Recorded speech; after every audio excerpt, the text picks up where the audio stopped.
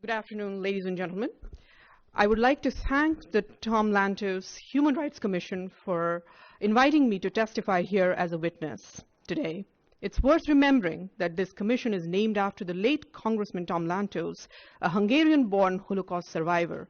In July 2003, he said, "Indians and Jews share a passionate commitment to respect for others, for the rule of law, and for the mindless, vicious, fanatic Islamic terrorism." I'm also reminded today of American journalist Daniel Pearl, who was kidnapped and beheaded by Pakistani terrorists. His last words, "My father is a Jewish, my mother is a Jewish, I am a Jewish." Honorable members of the Tom Lantos Commission, I speak before you the last words of Daniel Pearl in my own words.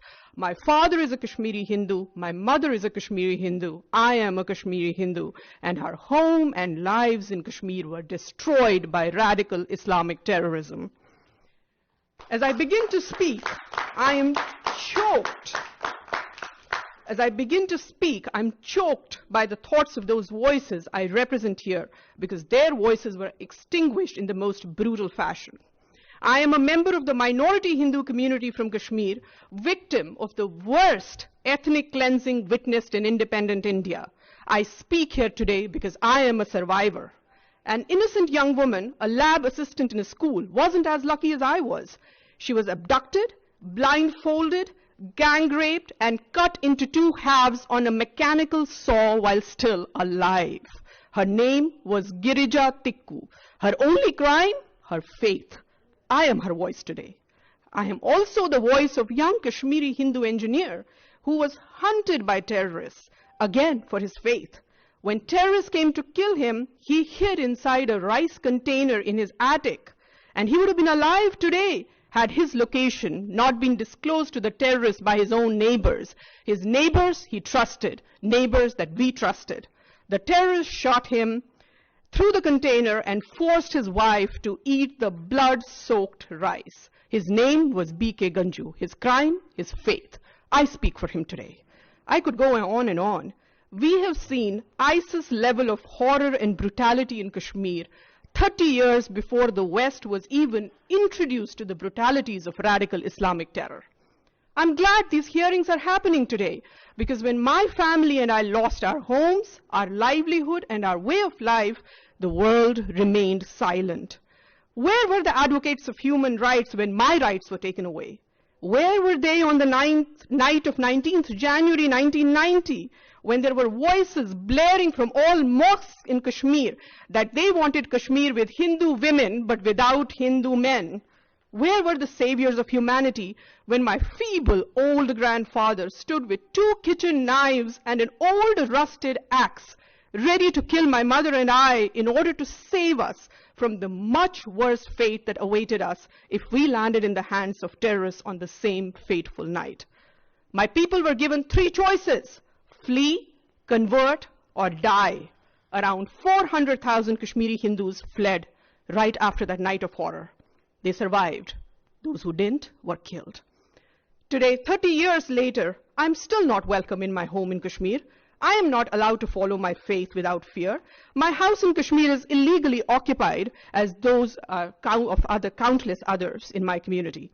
Those that are not occupied have mostly been burned down or are ransacked. Thousands of our temples have been vandalized, desecrated, and lay in ruins. Every effort has been made to eradicate Hinduism from Kashmir. Today, Kashmir is home to only one religion. This is by design and is the ultimate violation of human rights. Diversity and acceptance of different views are not the norm in today's Kashmir. It's not just Hindus that have been ethnically cleansed. Sikhs have been massacred. A fatwa was announced against Christian schools in Kashmir, accusing them of luring Muslims to Christianity.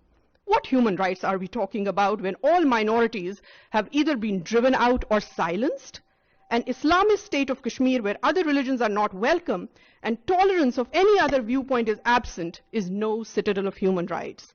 This is the society that is being created by Kashmir by those who are talking about human rights. Terrorism, ladies and gentlemen, is the ultimate opponent of human rights. Human rights cannot and should not take precedence over human life. everyone who stands for freedom, liberty, and right to life should worry about radicalization that fuels terror. A 65-year-old shopkeeper, Ghulam Mohammed Mir, gets killed by the terrorists because he opened his shop to earn his livelihood. Truck drivers and apple traders are shot dead by terrorists for simply wanting to earn their livelihood. The simple act of earning livelihood in Kashmir today is prohibited by terrorists because earning a livelihood would show that Kashmir is moving towards normalcy. I ask you, who are these people who fear normalcy in Kashmir?